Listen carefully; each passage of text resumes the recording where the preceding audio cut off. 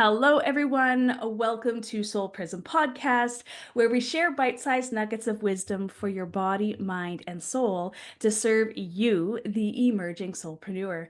My name is Tammy Mack, and I'm thrilled to bring on the powerhouse guest straight from Moose Jaw, Saskatchewan. Carla O'Reilly is not only a close to home inspiration, but she also is the best selling author of Turn on the Switch, Find Your Passion, and Obsess About It. Carla is a motivational speaker, a dedicated mental health champion, and someone who knows what it takes to turn passion into purpose. Get ready to dive deep into Carla's journey of resilience, empowerment, and her mission to ignite that inner spark in all of us. Let's turn on the switch and light up this episode with Carla. Carla, welcome to the Soul Prism Podcast. Thank you so much for having me, Tammy. I'm delighted to be here. Amazing. So I want to hear first about your journey of being an author and what that entailed and how it was writing that book, because it's a super inspirational book. Well, I started actually in 2008. I struggled with severe postpartum depression and psychosis and obsessive compulsive disorder. And I joined a support group, and that's where I met a couple of my best friends. And we decided that we wanted to raise awareness on perinatal mood disorders. And so we started dreaming, we started vision boarding, we all read The Secret, and we decided to write The Smiling Mask: Truths About Postpartum Depression and Parenthood. And we've been speaking and advocating for the last 16 years across Canada, the United States, and just trying to make positive change in the world. Amazing. That's amazing that you shared your journey of going through postpartum depression and psychosis, which, is it happens to so many of us, yet we don't talk about it, right? We don't really talk about it. And we don't talk about the long-term effects of something like that. Because like you said, you got OCD and different Mhm. other aspects, which were probably coping mechanisms and whatnot that you created to help you with the overwhelm of A, hormones, and Mhm. B, becoming a mother. So I'm so thankful that you shared your journey with others and continue to speak on that because it's so powerful. Thank you so much. It's it's been a labor of love. No, no pun intended. I'm Exactly. curious, now that you know a little bit about human design, how do you feel that, knowing that you're a projector and knowing, that you went through all that, how could you help someone else who is a projector going through this? Well, I think it's important, from what I understand about projectors, you take in energy and then you shine it back kind of out in the world. And I think there's lots of light keepers in the world. And I think it's important that obviously we need more people doing good things to help make a change in the world. And everybody has a light that they can shine out. And so that's why I wanted to write my book, Turn on the Switch, is because I feel that we can all make change in the world. And even though there is negative things happening, there's always the positive power of choice. And that's what I wanted to share with people and encourage them to do, is to find their passion. And we're all making an imprint into the world. So everybody can do their little part, and that's going to make a huge impact. That's beautiful. That's so beautiful. So I'm curious then, how was it that you found your light when you were in your darkest moment?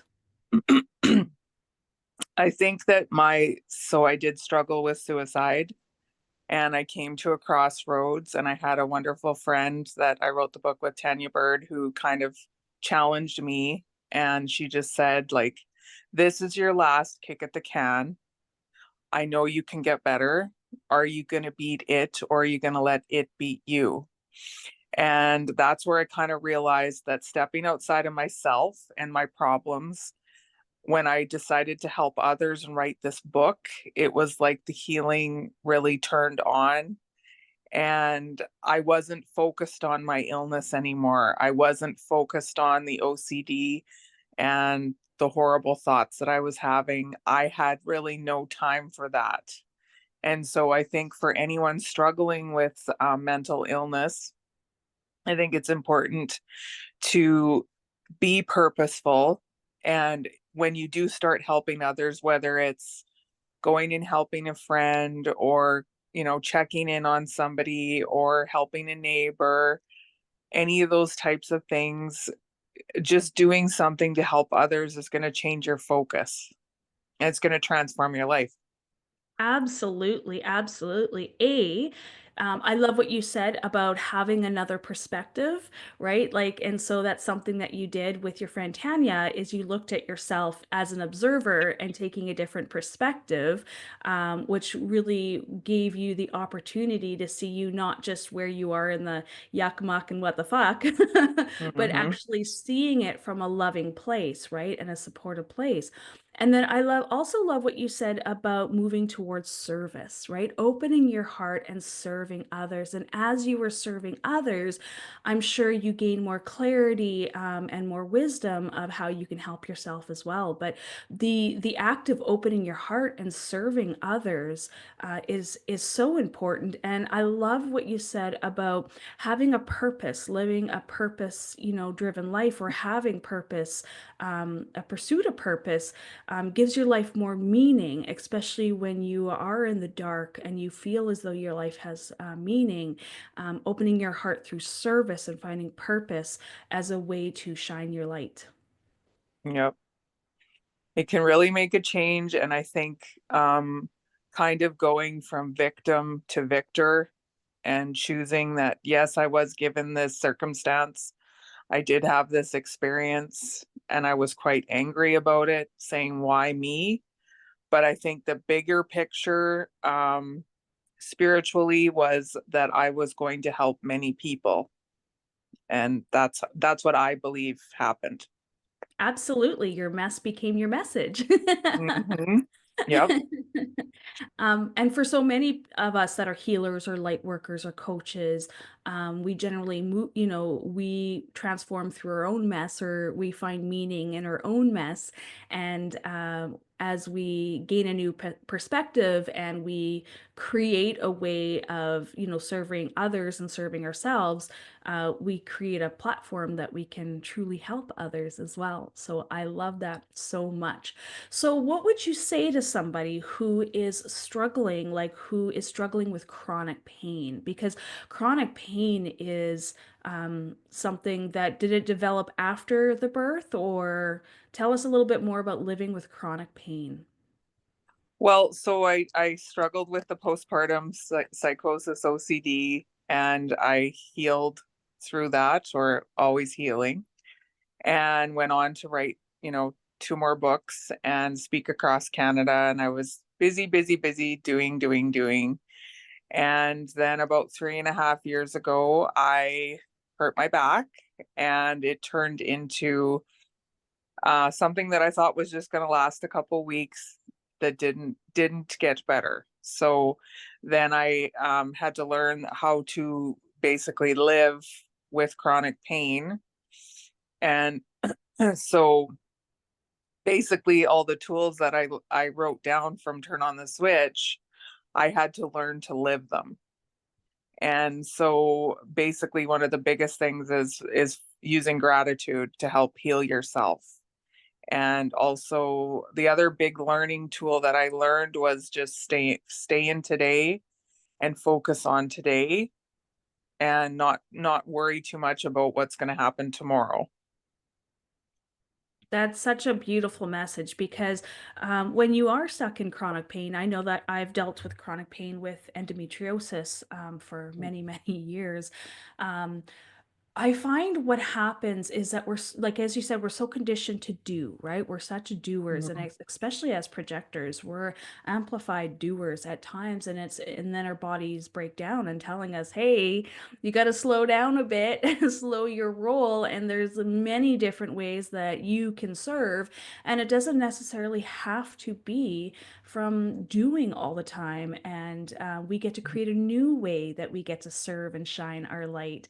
And so I love that once again you said you kind of come back to a pattern of, needing to the universe or your body saying, hey, Mhm. we need to be cared for. And so you are using your own tools that you created from the book and from your first experience to help you through this next cycle of growth. And so, with your back and whatnot, what were some of the things that you were doing on the daily that can help others really come into a place of gratitude? Because when you're in pain, it's really hard to open up your heart. It's really hard to surrender when you're in survival mode. So, I'd love some tips if you had any on how to find that gratitude, how to open up your heart, how to find that new perspective when you're in that deep, dark place of pain. Well, I kind of had again to come to the crossroads and say, like, why is this happening to me? Why did this happen? And I know I reached out to you and you were a great helper and basically explained to me that you've been doing a lot. You've been doing for so long. It's your body's going into cocoon mode. And in order to accept that, I mean, that was hard for me to say, no, you're not going to be able to do it everything you did before. You're not going to be able to wear high heels. You're not going to be able to walk that far. You're not going to be able to drive. Like basically, my whole world shut down and went dark. But through that, I kind of again made a choice. Either I embrace this or I go down that dark hole. I'd already been down the hole, didn't want to go there again. So I learned, okay, now I have some time on my hands. I have a lot of time. And I learned, okay, you're gonna have to use your gratitude. So I started doing my gratitude lists every morning and every night. I started praying again. That was a really big thing for me, and meditating and just sitting still, just being in the moment. And it really encouraged me to, I think, take time to stop and smell the roses because I wasn't even doing that before. There was no time to learn from joy because I was trying to be too busy. And so I think for people that are struggling with chronic pain, I think first of all you need to say to yourself like the I love yous and the self affirmations, and if especially if you're on your own, which I was, there yes, I had family support and friend support, but really I was on my own and I had to learn to give my own hugs and say it's okay and talk nicely to myself instead of being angry with my body and because I felt it had failed me. And I really had to just learn to love my body and say it's okay. Whatever you went through, you were doing way too much. So I think one needs to learn to be when you're going in pain, don't add to it. Just be kind to yourself. That's so beautiful. And then I love how you said, like you came back to the place of being a sister of circumstance, as I call it, the victim or the sister of circumstance where, oh, why is this happening to, and I love how you reframed, why is this happening to me, to why is this happening for me, right?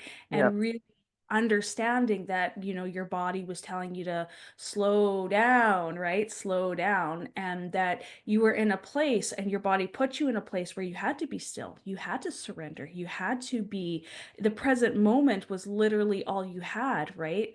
And I love that you turned to mantras and affirmations and meditation to help you probably not only with the pain, but in being able to get out of where you were and once again see another perspective and to live for the day.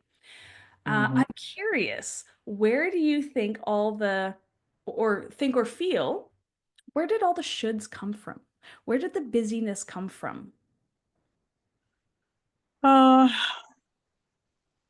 I think typically my personality and when I am passionate about something and my OCD, of course, I obsessed about things. I am a high achiever.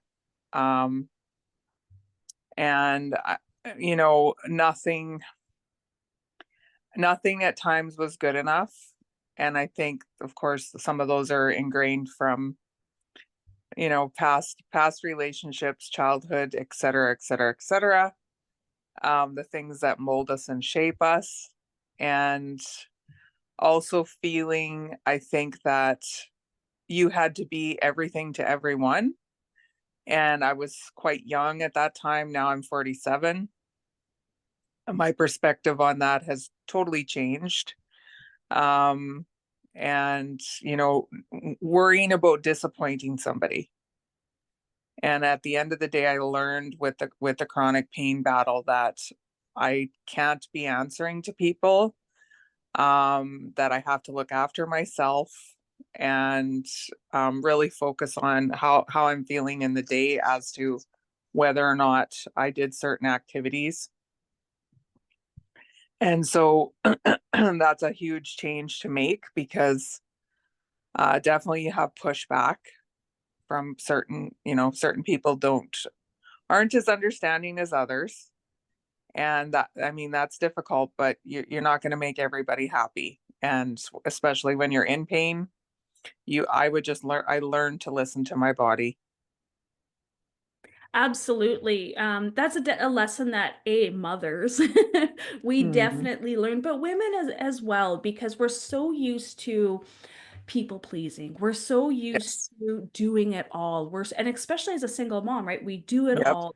We want to make everybody happy. I don't know whether you're emotionally defined on your chart or not, but generally, if we have the emotional solar plexus open in our chart, we can be prone to people pleasing. We want everybody to be happy because if we're taking in information or energy and amplifying it out, we want good energy.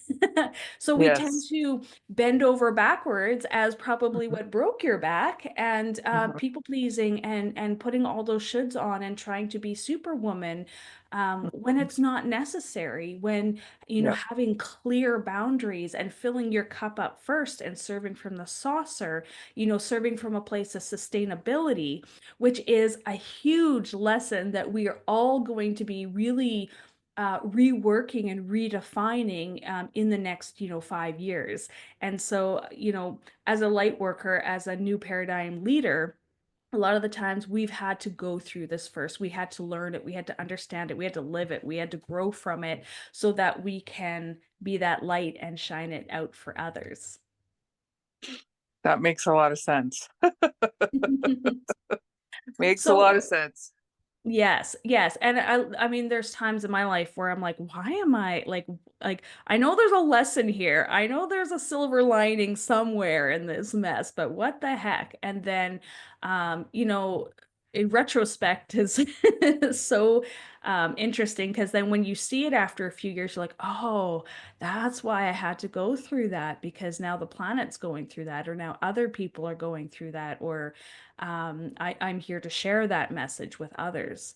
So I'm curious, what's next for you? What do you feel called to do, or are you still healing?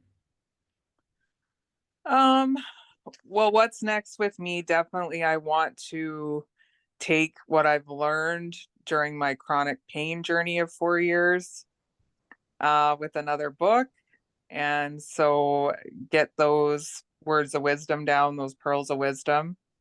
So that's something I would like to work on. I definitely feel that being creative is important. And when you feel called to do it, I think is the big thing also that I learned. And I think maybe we had touched on that as well, but I was kind of like also judging myself during the time of chronic pain because I was like, I don't feel like doing much of anything. And then I would beat myself up about that. Like, why? Like, well, I'm not the same person I was 4 years ago, right? And so I had to learn to be okay with that and also learn that, and maybe this is with creative personalities or certain, like the human design, what would you call it, personality or human design with the projector. um I have to feel inspired to want to write and to want to create and stuff like that, and when I'm not feeling it, it's just not there. Absolutely. So if we do want to bring it into the human design, we're going to talk about the root chakra, the root center, right? This is their center of doing. This is our center of adrenaline, right? And the center of stress, right? And so when you have a defined root center, oh, once again, I can't remember if you do or not, but if you have a defined root center, then you have your own way of knowing when it's time to move or not, when it's time to act, create, feel, you have your own way of feeling that, right? Once Hmm. you see the patterns and you start recognizing yourself. For somebody like me, I have an undefined root. And so I have to be mindful of, just because someone else is doing something doesn't mean that I have to do it. Or if somebody else is stressed about something doesn't mean I need to take that as well. Or just because the dishes are sitting in the sink doesn't mean I have to be the one that has to do them. Right. And so that's why I love human design, and bringing human design into conversations is because it gives us a little bit more awareness of how it is that we are designed to move, and the way that we are designed to create or to act or to be in the world, and start uncovering and unlayering all the shoulds, all the the shoulds that we should be doing, or all the people pleasing, or all the ways that we don't, we aren't being kind and loving to ourselves. That makes a lot of sense.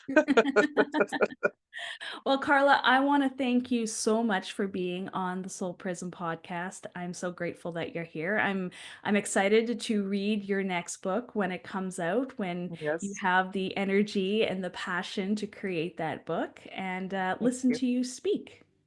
Yes, thank you so much. And I've enjoyed watching you. You inspire me with all the work that you're doing, and you put out a lot of information, a lot of creativity, and you helped me kind of figure out a few things with my injury. And so that was amazing. So thank you so much. Oh, thank you so much. It was my pleasure. Well, that's it for the Soul Prism podcast this week. Be sure to check out my other videos, and we will see you next week. Bye. Bye.